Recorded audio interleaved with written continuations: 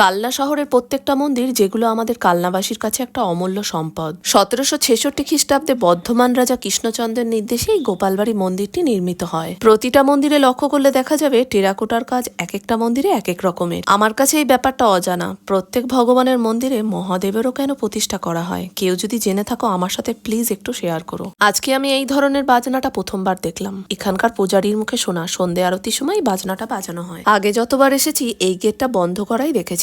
আজকের দিনটা আমরা ভীষণ লাকি। এসে গোপালকে ফুলের সাজে সাজানোর সাথে সাথে সুন্দর পূজা অনুষ্ঠানও দর্শন করলাম। রাজবাড়ি, 100টা শিব মন্দির আর এই গোপাল বাড়ি সবই তো সরকারের আন্ডারে চলে গেছে। আমার ব্যক্তিগতভাবে মনে হয় পরিষ্কার পরিচ্ছন্নতার সাথে সাথে সরকার যদি আরো একটু কনস্ট্রাকশনে বেশি নজর দেয় তাতে আরো ভালো হয়। মন্দিরে মোবাইলে ছবি তোলা ছাড়া ক্যামেরা কিন্তু অ্যালাউ নেই। সকাল সকাল গোপাল বাড়ির আসার কারণ হচ্ছে উদিচির 10 বছর পূর্তি উপলক্ষে প্রমোশন ভিডিওর জন্য। ফ্রেন্ডস, তোমরা অবশ্যই কমেন্টসে জানিও আমাদের মিনি ব্লগগুলো তোমাদের কেমন লাগে।